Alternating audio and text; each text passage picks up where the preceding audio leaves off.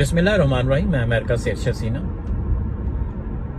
एक अमेरिकन औरत मेरे साथ काम करती थी। एक शाम अचानक मौसम बहुत ख़राब हो गया, आंधी चलने लगी और बाहर खौफनाक किस्म की आवाज़ें गूंजने लगी। यहाँ जब आंधी चलती है, तेज़ हवाएं चलती हैं, तो डरा देने वाली आवाज़ें गूंजने लगती हैं, जैसा कि शायद कि आपने हॉरर मूवीज़ में देखा और सुना भी हो। तो उसने मुझसे कहा कि मुझे घर जाना पड़ेगा क्योंकि बच्चे घर में अकेले हैं। तो मैंने उससे पूछा कि आज तुम्हारा बॉयफ्रेंड कहाँ है? तो वो कहने लगी कि वो घर में। तो मैंने उससे कहा कि अगर वो घर में है तो वो आपके बच्चों को देख लेगा। तो वो कहने लगी नहीं, ये मेरे बच्चे हैं, उसके नहीं।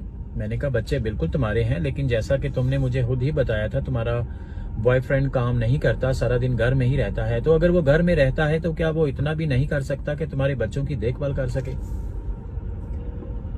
तो वो कहने लगी कि नहीं, ऐसा नहीं होता, वो मेरे बच्चे हैं, मेरी जिम्मेदारी है और मैंने ही उनको देखना है। तो मैंने उससे पूछा कि इन बच्चों का वालिद कहाँ है? तो वो कहने लगी कि मेरे 2 बच्चे एक बॉयफ्रेंड से हैं, एक बच्चा एक बॉयफ्रेंड से है और एक बच्चा उस बॉयफ्रेंड से। अब यहाँ पे चौथे बच्चे के बारे में बताने के लिए, उसके वालिद के बारे में बताने के लिए उस बेचारी को सोचना पड़ा। चंद लम्हों के लिए वो सोचने पे मजबूर हो गई कि ये किसका है। अल्लाह का लाख लाख शुक्र अदा करें कि जिसने आपको मुसलमान पैदा किया, मुसलमान घर में पैदा किया। आपके पास एक खूबसूरत कल्चर है।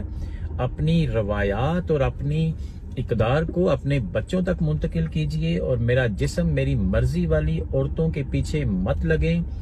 ये औरतें पाकिस्तान में भी ऐसा ही गर्लफ्रेंड बॉयफ्रेंड का कल्चर लाना चाहती हैं, और अगर अल्लाह ना करे ये कल्चर पाकिस्तान में आ गया तो फिर याद रखिएगा कि माँ को सोचना पड़ेगा कि चौथा बच्चा किसका है। जज़ाकल्लाह।